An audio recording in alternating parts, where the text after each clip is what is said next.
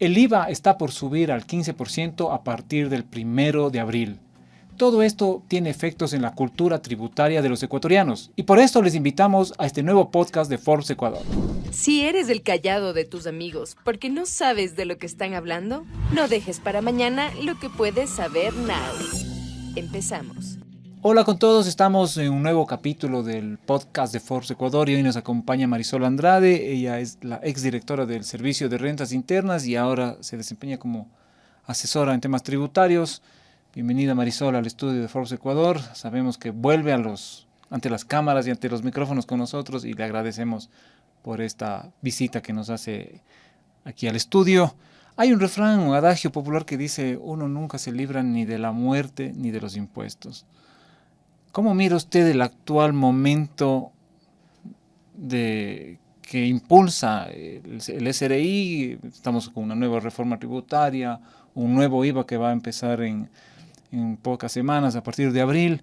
En su experiencia, ¿cómo mira lo que está ocurriendo en el tema tributario aquí en el país? Bienvenida.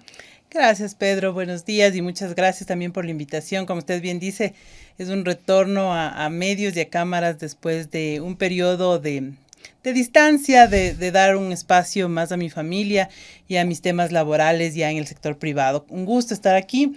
El adagio que usted decía es tan cierto porque todo el tiempo estamos relacionados a los impuestos. Estamos viviendo un momento especial, particular. Se han venido varios cambios en los últimos meses. La reforma tributaria, la que en sí englobó varios puntos, como era la ley de eficiencia económica y generación de empleo. Luego de aquello vinieron algunos cambios también en la ley de competitividad. Luego en la ley para atender el conflicto interno también se planteó y ya está próximamente vigente con su publicación en los próximos días, la tarifa del 15%, esa contribución temporal para los bancos, para las sociedades, el tema del ISD al 5% nuevamente. Todos estos cambios apuntalan, la gran mayoría, a generarle recursos para el país. Y para nadie es ajeno que es necesario. Todos estamos conscientes que las necesidades cada vez se van incrementando, pero los recursos son limitados. Y frente a aquello, usted necesita tener fuentes de financiamiento internas y externas. Cuando hablamos de las internas, hablamos justamente de los impuestos.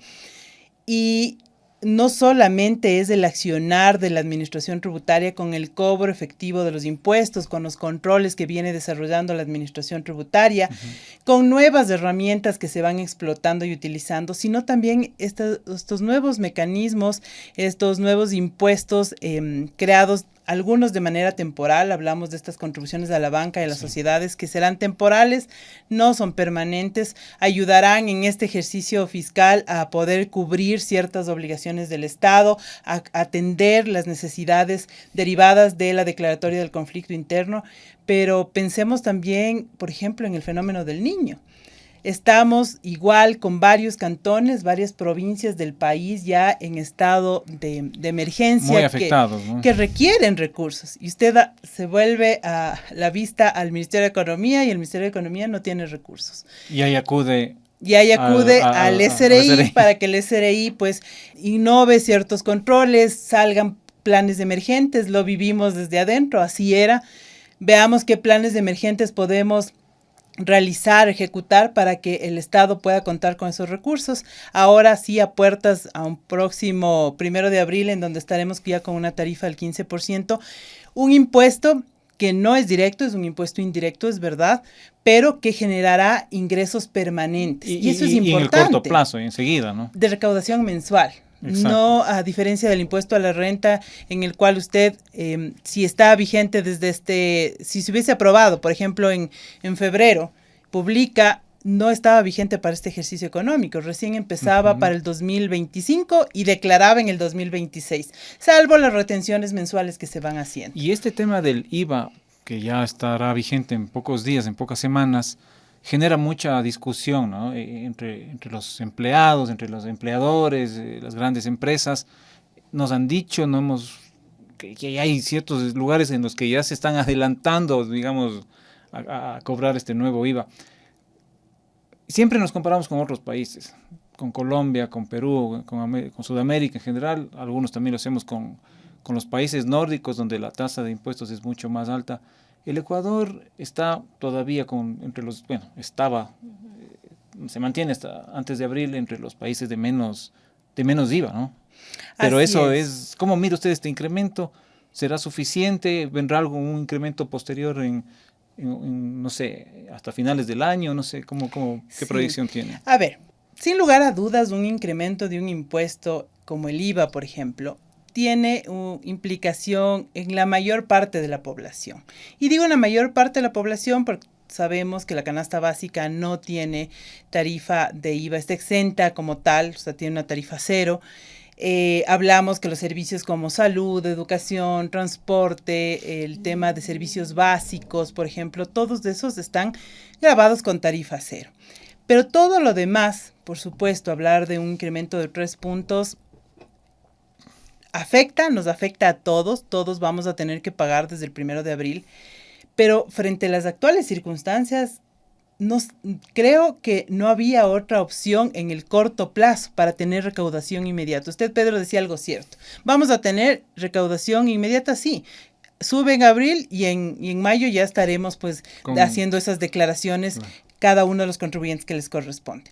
¿Qué se puede venir? Si se quiere subir más del 15%, tendrá que haber una nueva reforma tributaria, porque recordemos que como está establecido en el veto del presidente, habla de hasta el 15%, de acuerdo a un informe del Ministerio de Economía, que el presidente emitirá un decreto y demás. Que puede bajar, también puede bajar, pero ahí tendrá que ser una discusión seria, profunda, de subimos los puntos, estamos generando ingresos permanentes, ¿hacia dónde vamos? ¿Por qué? Porque el día de mañana vuelvo nuevamente no solo al conflicto interno, vuelvo al tema del fenómeno del niño y mañana habrán otros requerimientos por parte temas de salud, temas en educación, todos estos aspectos. ¿Y con aspectos, qué ¿no? usted cubre esas necesidades? Entonces, lo más responsable que resulta en el ámbito tributario, y hablando como ciudadana, como contribuyente que también paga sus impuestos, es buscar fuentes de ingresos permanentes. Está bien, las contribuciones temporales fueron creadas así, se estableció, hubo discusión en la Asamblea. En este momento ya no cabe decir si está bien, no está bien, debió haber sido más alto, más bajo. Ahorita está así como está y hay que cumplirlo. Pero esto para este ejercicio económico. ¿Qué va a pasar para el siguiente ejercicio económico? Y ahí viene una combinación, Pedro, de revisar por un lado qué es lo que está pasando, por ejemplo, con el gasto tributario. Si bien no hay el gasto tributario del año 2022, que es público, que está en la página del SRI y se lo puede revisar, bordea los 5,100 millones de dólares. Si bien usted no puede decir, bueno, están 5,100 millones ahí, eso podría pasar al presupuesto general del Estado si ya no habrían esas exoneraciones, si ya no habrían esos incentivos. No es tan cierto como ese monto total. No es tomar de un bolsillo y ponerlo en otro. No, porque si ahora estamos discutiendo de que subieron 3 puntos desde el 1 de abril, vamos a tener que pagar esa tarifa ya no del 12, sino del 15.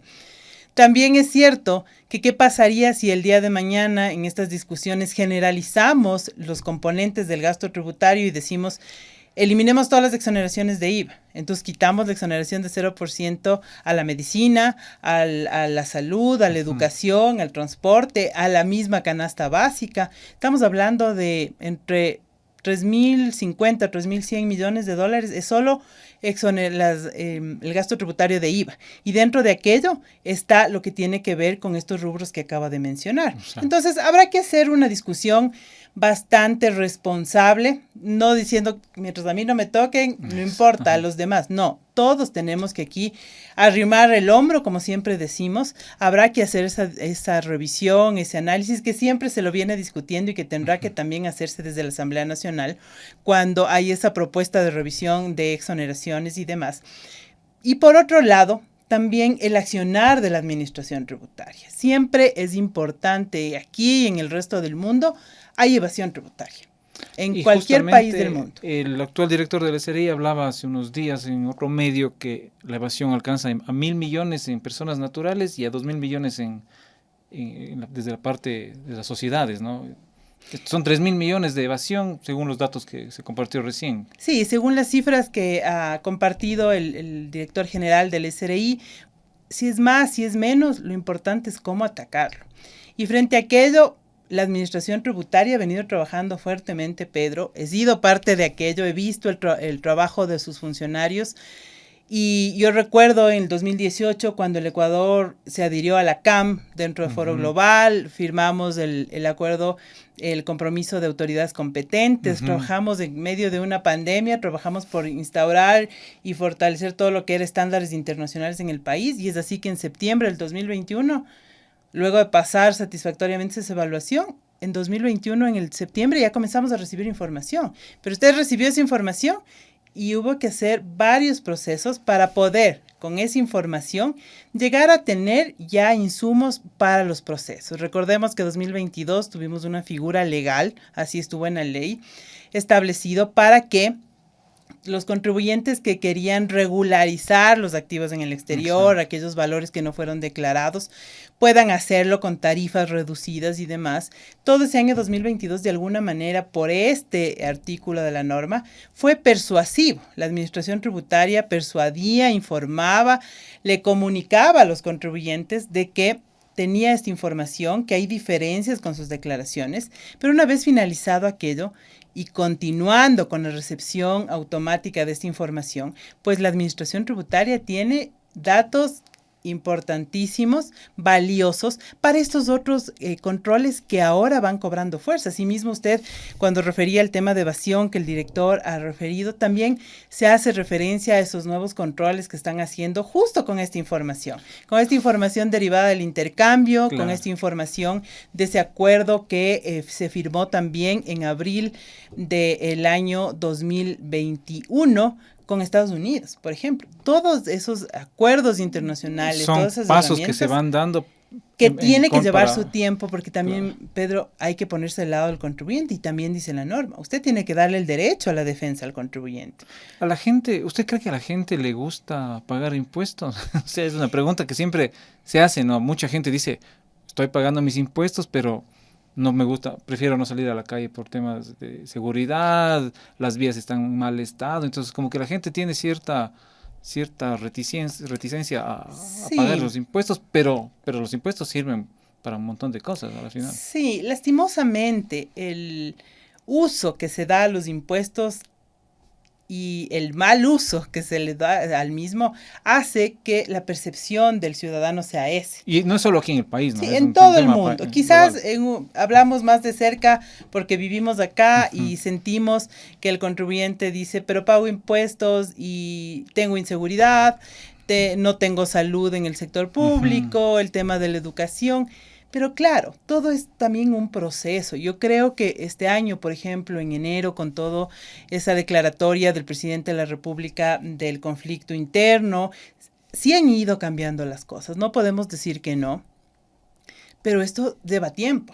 Esto llevará un par de años en donde todo tengamos como debe ser. Y en esto actuamos todos. Y hay que saber comunicar también. Hay que saber comunicar. Eso es importantísimo, Pedro. El saber comunicar, el saber llegar con el mensaje, el saber hacerle entender a la gente de que si el día de mañana yo voy a pagar más impuestos, es porque necesito trabajar fuertemente en la seguridad, por ejemplo. Porque es un círculo. Yo digo, lo primordial en este nuevo momento, sin lugar a dudas, es y será la inseguridad. Trabajar contra eso, porque el rato que usted tiene seguridad, puede trabajar tranquilamente, la actividad económica se reactiva, usted sale, usted consume, y todo es un círculo, que por el lado del IVA, por el lado del ICE, por el lado del impuesto a la renta. Entonces, si nosotros planteamos aquello y decimos es que como no tengo buenos servicios públicos, pues yo no debería pagar impuestos, no quiero pagar impuestos, también es falso. Porque si caemos en ese momento, primero que aparte que nos van a sancionar, porque si no cumplo con el pago de mis impuestos, me van a sancionar. Segundo, no estoy haciendo conciencia individual de lo que yo tengo que hacer. El otro día leía algo, una fábula, y entre la moraleja decía que alguien se burlaba de un tercero, porque decía, ¿cómo vas a lograr llenar un tanque con un vaso pequeñito? ¿Cuándo vas a llenar ese tanque inmenso? pero vamos sumando, vamos Yo estoy haciendo mi parte, yo hago cada mi uno parte, tiene que hacer su parte. y dando yo el ejemplo, hago que el de al lado, el de la derecha, el de la izquierda, el de al frente, el del centro, todos busquemos colaborar.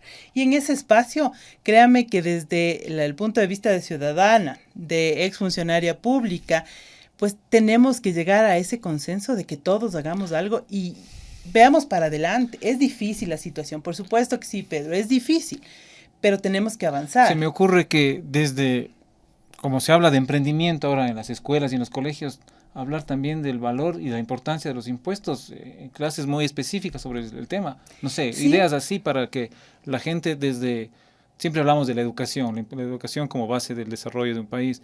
La educación tributaria podría estar ahí, ¿no? Acercarse a las escuelas o que las mismas escuelas y los colegios inculquen en los estudiantes, a ver, ustedes pagan $100 de impuestos o sus papás, esto se reparte en educación, salud, seguridad, etcétera. Muy interesante, muy interesante su idea, Pedro, y le comparto, hace muchos años, desde hace muchos años atrás, esta forma de enseñar y de generar cultura tributaria desde los más pequeñitos sí se lo ha hecho desde la administración tributaria.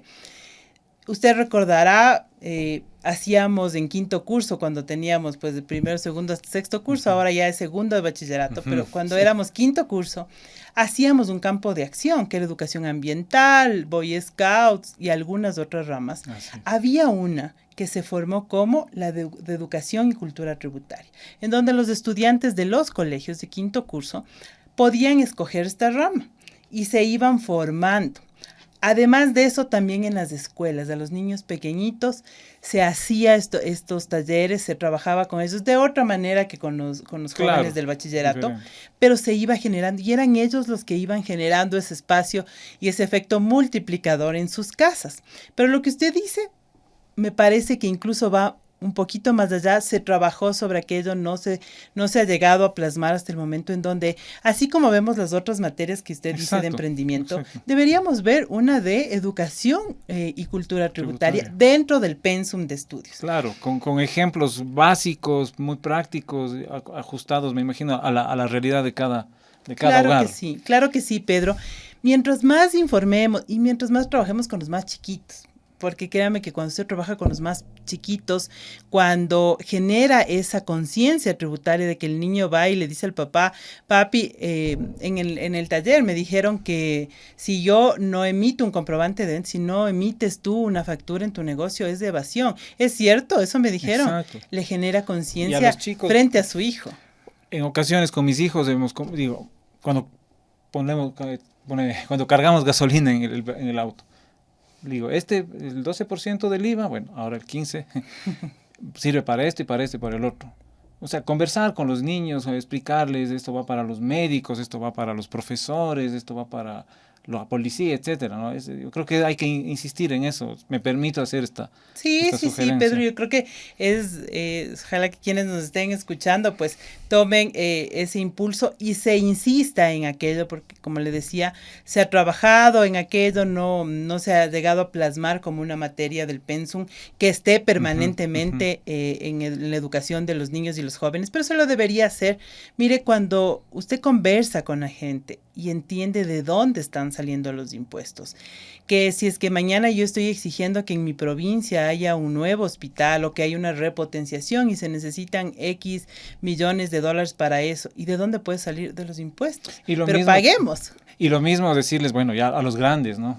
A los emprendedores que están arrancando una idea, a los empresarios que también cumplen con el país, pero que explicarles, ¿no? A los consumidores, todo esto hay que enseñar a la gente todo este tema. Sí, es que como en todo hay los buenos contribuyentes, y en todos los niveles y en todos los tamaños de contribuyentes, en pequeños, en medianos, en grandes contribuyentes, hay contribuyentes muy bien portados, que le cumplen con su declaración, que pagan sus impuestos, pero hay de ese otro grupo también que a sabiendas de que no puedo utilizar un incentivo o un beneficio tributario porque no me corresponde, lo hago.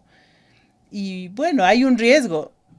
No importa, esperemos a ver, esperaré a cuando venga. Y luego estamos con los problemas. Cuando hablamos, Pedro, de la cartera del SRI, por ejemplo, y las deudas, hay deudas muy antiguas. Hay deudas que han pasado los 10, 12 años ahí pendientes. Deudas que en su momento eran 3.000 millones de dólares, de los cuales 1.400 era capital y el resto era intereses, multas. ¿Y qué hace el SRI? El SRI ha hecho su trabajo, ha ido notificando los juicios coactivos, ha notificado medidas cautelares, pero claro, llega un momento que ha pasado tanto tiempo. Son procesos que se dilatan. También está al lado de la justicia. Bueno, hay un sinnúmero de que nos faltaría tiempo para hablar específicamente del proceso de cobro de la administración, pero ahí está, y todos formamos parte de aquello. Entonces, creo que es esa conciencia tributaria que es tan necesaria de incluso meterle un ingrediente a todo lo que hacemos diariamente, que es el tema de pensar en positivo. No es fácil, por supuesto que no es fácil, es difícil cuando salimos y tenemos temor de que si vamos caminando nos van a asaltar, estoy con mi hijo pequeño y tengo temor de que vaya a pasar algo con él por el tema de la inseguridad, por supuesto. Pero no podemos caer en ese abismo de estar negativos y no avanzar, porque necesitamos avanzar, el país necesita trabajo, necesita actividad, y nuestros hijos también se ven reflejados en nosotros. Entonces, ellos también les ha tocado vivir. Yo tengo un hijo que está para cumplir 11 años en pocos días, y es un niño al que le tocó vivir, aparte del trabajo de su mamá, le tocó vivir época de pandemia, le tocó vivir su educación de otra manera, le ha tocado vivir el tema de la inseguridad, donde sus papás están más precavidos que antes.